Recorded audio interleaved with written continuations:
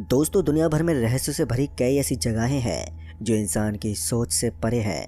इन जगहों के किस्से हैरान करने वाले होते हैं। इनसे जुड़ी कहानियां रोंगटे खड़े करने वाली होती हैं। हालांकि कुछ लोग इसे सच मानते हैं और कुछ लोग चमत्कार तो कुछ लोग अंधविश्वास। लेकिन कल्पना और सच के बीच तैरती ऐसी कहानियां हमारे इर्द गिर्द होती हैं जिन पर यकीन कर पाना वाकई मुश्किल होता है। दोस्तों, साल 1998 की सर्दियों में मैं ट्रक में सामान लेकर डिलीवरी करने के लिए जा रहा था, जिसमें मेरे साथ मेरा बीमार हेल्पर भी मौजूद था। इसी बीच हमारी ट्रक बीच रास्ते में खराब हो गई। काफ़ी देर तक जब हमें कोई गाड़ी हाईवे पर नहीं दिखी तो मदद लेने के लिए मैं नज़दीकी गांव के लिए रवाना हो गया। मैंने हेल्पर को ट्रक में रहने को कहा ताकि हाईवे पर किसी वाहन के आने पर मदद ली जा सके। बीमार होने के कारण मैंने हेल्पर को ट्रक में रहने की सलाह दी और जल्द ही आने की बात कही और मैं मैकेनिक को लाने के लिए नज़दीकी गांव के लिए निकल गया। शायद वो गांव यहाँ से 14 किलोमीटर दूर था, जहां पहुंचने में मुझे काफ़ी वक्त लग गया और इसी बीच बर्फबारी भी शुरू हो गई, जिसकी वजह से मुझे काफ़ी ज़्यादा समय लग गया था। तभी मैंने देखा कि मुझे पैदल चलते चलते काफ़ी समय हो चुका है और मेरे पैरों में भी दर्द होने लगा था। मगर अब यहाँ से गांव की दूरी कुछ ज़्यादा दूर नहीं थी, इसलिए अब मैं थोड़ी देर किसी सही जगह पर बैठकर आराम करना चाहता था। फिर मुझे वहीं से थोड़ा आगे की तरफ एक पेड़ नज़र आने लगा और उस पेड़ के नीचे मुझे कोई बैठा हुआ नज़र आ रहा था। शाम का वक्त था तो ऐसे में मुझे वो थोड़ा साफ नज़र नहीं आया था और इधर तभी मेरे फ़ोन की घंटी बजने लगी। जैसे मैंने फ़ोन की तरफ देखा तो मैं न पाई कि मेरा खलासी मुझे फ़ोन कर रहा था। फिर मैंने फ़ोन उठाया तो फ़ोन उठाते ही उसने कहा, अरे साहब जी, आपको उस गांव में जाने की ज़रूरत नहीं है, मुझे यहाँ पर किसी आदमी से मदद मिल गई है। उसकी बात सुनकर मुझे समझ में नहीं आया कि मुझे क्या करना चाहिए। एक तरफ मैं उस गांव के बहुत ही करीब आ गया था तो दूसरी तरफ मुझे अपना हेल्पर वापस आने को कह रहा था। फिर बाद में मैंने सोचा कि अब मुझे वापस से निकलना चाहिए, इसलिए मैंने अपने कदम को वापस से मोड़ लिया और फिर अपने ट्रक की तरफ रवाना हो गया। अब मैंने ये सब पक्का कर लिया था कि वो हमारी ट्रक को ठीक कर ही देगा। फिर मेरे खलासी ने थोड़ी देर के बाद मुझे फिर से फ़ोन किया और बताया कि अब ट्रक बिल्कुल ठीक हो चुकी है और उसने ट्रक को थोड़ी दूर चलाकर भी देखा है। अब उसकी बातों से मुझे काफ़ी हद तक अच्छा लग रहा था। अब मैं चाहता तो उसको अपने सामने बुला सकता था, लेकिन ये सड़क बेहद ही पतली थी और इसके ऊपर ट्रक को टर्न लेना बहुत ही मुश्किल था। तो ऐसे में मैंने सोचा कि थोड़ी दूर पैदल ही चलता हूँ और फिर उसको फ़ोन कर दूंगा। अब तक अंधेरा पूरे तरीके से छा चुका था, चारों तरफ से रोशनी गायब हो चुकी थी और ऐसी हालत में अब मुझे थोड़ा डर तो लग रहा था, लेकिन किसी तरह से मैं वापस से ट्रक की तरफ रवाना होने लगा। थोड़ी दूर जाने के बाद मुझे एक लाल कपड़ों में लिपटे हुए बड़ी सी पोटली नज़र आने लगी। पहले तो मैं उस पोटली की तरफ ज़्यादा ध्यान नहीं देना चाहता था, लेकिन ना जाने क्यों बार बार मेरी आंख उसकी तरफ चली जा रही थी। फिर मैं उस पोटली के पास पहुंचा और उसे छू लिया और उसके छूते ही मुझे एक अजीब सा एहसास हुआ। मुझे ऐसा लग रहा था कि मैंने अपनी ज़िंदगी में किसी ऐसी चीज़ पर हाथ रखा है जो मेरी समझ से परे है। उसके बाद जब मैंने उस पोटली को खोलने की कोशिश की तो वो खुल ही नहीं रही थी। उसके ऊपर करीबन 6 से 7 कपड़े लपेटे हुए थे, इसलिए मैंने उस पोटली को वहीं पर छोड़ दिया और वापस से सड़क पर चलने लगा। ठंड ज़्यादा थी और मेरे दांत भी कटकटा रहे थे कि तभी मुझे अपने पीछे से आवाज़ आई, अरे ओ भाई साहब, अपने सामान तो लेकर जाओ। अब इतना सुनते ही मुझे एक बार के लिए ज़ोर का झटका लगा, क्योंकि वहाँ पर तो मुझे कोई भी दिखाई नहीं था। फिर मैं जैसे पीछे मुड़ा तो मैं हैरान हो गया, क्योंकि मैंने देखा कि पीछे की तरफ वो नज़ारा नहीं था जो मैंने सुना था। दरअसल वहाँ पर कोई भी आदमी नहीं था, लेकिन तभी मेरी नज़र उसी पोटली के बगल में पड़ी हुई एक सफ़ेद शीशी पर पड़ी तो मैंने देखा कि उस कांच की शीशी के अंदर कुछ था जो सफ़ेद रंग का था। फिर मैं उसके पास गया और उसे उठाकर देखने लगा, लेकिन मुझे समझ में नहीं आ रहा था कि ये क्या चीज़ थी कि तभी किसी ने मेरे कंधे पर हाथ रखा और जैसे वो हाथ मेरे कंधे पर आया तो मैं पूरी तरह से सहम गया। दरअसल मैंने देखा कि वो हाथ बहुत ही ज़्यादा ठंडा था और उस हाथ के छू जाने मात्र से ही मेरे पूरे बदन में झुरझुरी सी दौड़ गई। ऐसा लग रहा था कि किसी ने अपने हाथ में बर्फ़ लेकर मेरे कंधे पर रखा हो। फिर मैं जैसे पीछे की तरफ मुड़ा तो मैंने देखा कि एक 50 वर्ष के साल का आदमी मुझे अपने पीछे खड़ा हुआ नज़र आ रहा था और उस आदमी को देखते मुझे हल्का सा सुकून मिला, क्योंकि जैसा मैंने सोचा था वहाँ पर वैसा कुछ भी नहीं था। तभी उस आदमी ने अपने चेहरे को अजीब तरीके से बनाते हुए कहा कि तुमने उस पोटली को हाथ लगाकर अपनी ज़िंदगी की सबसे बड़ी गलती की है। अब अगर तुमने मेरे काम को नहीं किया तो मैं तुम्हें यहीं पर मार दूंगा। दोस्तों उसकी बात सुनकर मुझे डर भी लग रहा था और साथ में हल्की फुल्की हंसी भी आ रही थी, क्योंकि उसके शरीर में इतनी ताकत तो नहीं थी कि वो मुझे रोक सके। मुझे लगा कि शायद वो मुझे डराकर अपना काम करवाना चाहता है, इसलिए मैंने भी कहा, अरे ओ भाई साहब, आपके अंदर इतना दमखम तो है नहीं जो आप मुझे मार सकते हैं। फिर इतने में ही उसके चेहरे पर एक छोटी सी मुस्कान आ गई और तभी उसने मेरे गले को पकड़ा और एकदम से मुझे हवा में उठा दिया। उसकी ताकत को देखकर मैं तो हैरान हो गया था, क्योंकि उस आदमी ने अपने एक ही हाथ से मुझे हवा में उठा डाला था। अब मेरी सांसें ऊपर नीचे हो रही थी। मुझे ऐसा लग रहा था जैसे कि मेरे रंगों में दौड़ने वाला खून अब धीरे धीरे थमने लगा है और मेरा पूरा बदन ठंडा पड़ने लगा था। अब मैं उस आदमी से अपनी जान की भीख मांगने लगा था कि तभी उस आदमी ने मुझे नीचे पटक दिया और मैं जैसे नीचे गिरा तो मैं ज़ोर ज़ोर से सांस लेने लगा।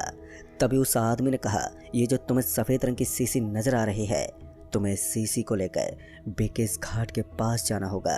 दोस्तों इस जगह का नाम सुनकर मैं तो हैरान था, क्योंकि मेरी ट्रक बिल्कुल उसी जगह के रास्ते पर सटी हुई थी जहाँ पर उसने ये जगह बताई थी। फिर मैंने अपनी गर्दन हिलाई और उसका काम करने के लिए हाँ बोल दिया। तभी उस आदमी ने कहा, लेकिन तुम्हें एक बात का ध्यान रखना होगा कि इस बोतल को ले जाते समय अगर किसी ने भी इस बोतल को देख लिया तो तुम्हें उसे जान से मारना होगा, और अगर तुम ऐसा नहीं कर पाए तो फिर मैं तुम्हें जान से मार दूंगा। उसकी हर एक बात में मुझे डर और दहशत साफ नजर आ रही थी, और इसी बीच मेरी नज़र उस पतले से आदमी के पैरों और उसके हाथों पर पड़ी तो मैंने देखा कि एक तो उसके पैर टेढ़े बने हुए थे और दूसरे उसके हाथ भी थोड़े अजीब से थे, जिस पर लाल लाल कुछ लगा हुआ था। फिर ध्यान से देखने पर मुझे पता चला कि ये तो खून था। एक अकेले इंसान को डराने के लिए बस इतना काफ़ी होता है। अब मेरे पास उस आदमी का काम करने के अलावा दूसरा कोई चारा नहीं बचा था, तो मैंने सोचा कि अब जो होगा सो देखा जाएगा। इसलिए मैंने उस सफ़ेद रंग की बोतल को उठाया और उसे अपने हथेली में दबाकर वहाँ से निकल पड़ा, क्योंकि मैं नहीं चाहता था कि कोई उस बोतल को देख ले, वरना मुझे अपनी जान गंवानी पड़ सकती थी या फिर किसी दूसरे इंसान की जान लेनी पड़ सकती थी। अब मुझे समझ में नहीं आ रहा था कि अब आगे क्या होगा, पर फिर भी मैं किसी तरह भटकते हुए कुत्ते की तरह बस रास्ते पर चले जा रहा था। फिर थोड़ी देर बीतने के बाद मैं ठीक उसी जगह पर पहुंच गया जहां पर उस आदमी ने मुझे बताया था। पर मैं जैसे ही वहां पर पहुंचा तो मुझे वहां से ठीक आगे एक छोटी सी गली जाती हुई नजर आने लगी। उस आदमी ने मुझे बताया था कि मुझे इस गली से होते हुए आगे की तरफ जाना है, मगर मुझे डर था कि कहीं मेरा खलासी मुझे इस सफ़ेद रंग की सीसी को ले जाते हुए ना देख ले, वरना बहुत ही बड़ी अनहोनी हो सकती थी। अब ऐसे में मैं काफ़ी संभल कर निकल रहा था, लेकिन वो कहते हैं ना, जब इंसान की किस्मत खराब होती है तो ऊँट पर बैठे हुए इंसान को भी साला कुत्ता काट लेता है। दोस्तों इस समय मेरे साथ भी कुछ ऐसा ही हुआ। जब मैं वो सफ़ेद रंग की सीसी लेकर निकल रहा था तो अचानक से मेरे खलासी ने मुझे आवाज़ देते हुए कहा, अरे उस्ताद जी कहाँ जा रहे हो आप, और ये आपके हाथ में सफ़ेद रंग का क्या है। अब ये सुनते मेरा पूरा बदन ठंडा पड़ गया। अब मुझे समझ में नहीं आ रहा था कि आगे हमारे साथ क्या होने वाला है। उसके इतना कहते ही मैंने अपना माथा पकड़ लिया और उसके बाद मैंने उसकी तरफ पलटते हुए कहा, अरे यार तुमने बहुत ही बड़ी गड़बड़ कर दी है, अब मैं क्या करूं। पर उससे भी मेरी बात समझ में नहीं आई। फिर मैं उसके पास चला गया, क्योंकि जैसा कि उस आदमी ने मुझे बताया था कि किसी की नज़र पड़ने के बाद मैं उस रास्ते के उस खाई की तरफ उस सीसी को नहीं फेंक सकता। इसलिए मैं अपने खलासी के पास गया और उस सफ़ेद रंग की सीसी को वहीं पर नीचे रख दिया, क्योंकि इतनी हिम्मत मेरे अंदर नहीं थी कि मैं अपने खलासी की जान ले सकूं।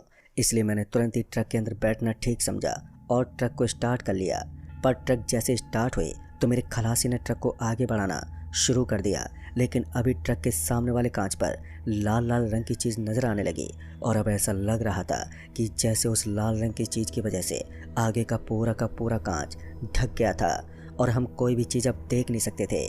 तभी मेरे खलासी ने कहा, अरे उस्ताद जी ये सब क्या है। उसकी बात सुनकर मैंने कहा, चिंता मत करो, लगता है मैंने जो सोचा था अब वही होने वाला है। तुम एक काम करो, ट्रक को चारों तरफ से लॉक कर दो, और हाँ गलती से भी बाहर निकलने की हिम्मत मत करना। मेरे कहने पर उसने भी ऐसा ही किया और उसके बाद हमने चारों तरफ से ट्रक को लॉक कर दिया और चुपचाप अंदर बैठे रहे। अब मैं ट्रक को चलाने की कोशिश तो कर रहा था, लेकिन ट्रक एक ही जगह पर स्लिप मार रही थी। मैं अपने खलासी से ये पूछना तो भूल ही गया था कि आखिर ट्रक को ठीक करने में किसने मदद की थी, मगर इस वक्त वो सही मौका भी मुझे नहीं मिला था। इतने में ही किसी ने हमारे कांच पर थपथपाया और इस आवाज़ को सुनते ही मैं ऊपर से लेकर नीचे तक पूरा कांप उठा। पहले तो मैंने इधर उधर देखा, लेकिन कोई नज़र ही नहीं आया। लेकिन उसके बाद मेरी नज़र जब कांच के बाहर पड़ी तो मैंने देखा कि मुझे वहाँ पर एक दुबला पतला सा आदमी नज़र आ रहा था। ठीक से देखने पर पता चला कि ये तो वही आदमी था जो कि कुछ देर पहले मुझे बीच रास्ते में नज़र आया था और उसने मुझे उस सफ़ेद शीशी को वहाँ पर फेंकने को कहा था, लेकिन मैं उसके काम को पूरा नहीं कर पाया था और ऐसी स्थिति में वो मुझे नुकसान दे सकता था। पर जब मैंने घड़ी की तरफ देखा तो मैंने पाया कि अभी रात के 2:30 बज रहे थे। अभी करीब 1.5 घंटा बाकी था और अगर इस 1.5 घंटे के अंदर मैं उस आदमी के चंगुल में फंस गया तो शायद वह मुझे मार भी सकता था। इसलिए मैं किसी भी हालत में अब ट्रक से बाहर तो नहीं निकलना चाहता था। तभी मैंने देखा कि ट्रक जोरों से हिलने लगी थी और बगल में खड़ा हुआ वो आदमी अब गुस्से में नजर आ रहा था। हमारे ट्रक को हिलता हुआ देखकर अब मुझे ऐसा लग रहा था जैसे कि ट्रक कभी भी पलटी खा सकती थी, मगर मैं किसी भी हालत में ट्रक से नीचे उतरकर अपनी जान नहीं गंवाना चाहता था। इसलिए मैं अभी भी ट्रक के डिवाइडर को पकड़कर वहीं पर बैठा हुआ था।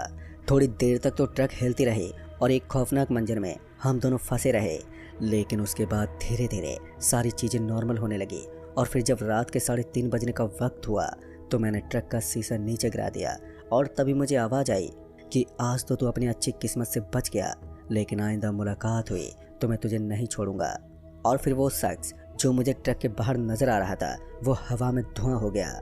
दोस्तों, उस दिन मैंने अपनी ज़िंदगी के सबसे खौफनाक नज़ारे को देखा था। उसके बाद मैंने ट्रक को स्टार्ट किया और हम दोनों वहाँ से डिलीवरी करने के लिए आगे निकल गए। उस रात के बाद फिर मैं कभी भी उस रास्ते से नहीं निकला और आज भी जब मैं उस कस्बे के बारे में सुन लेता हूँ तो मेरे बदन में सनसनी मच जाती है और उस दिन की याद किसी भूतिया मूवी की तरह मेरे दिमाग में चलने लगती है। तो दोस्तों, इस कहानी में बस इतना ही। तब तक के लिए बाय एंड टेक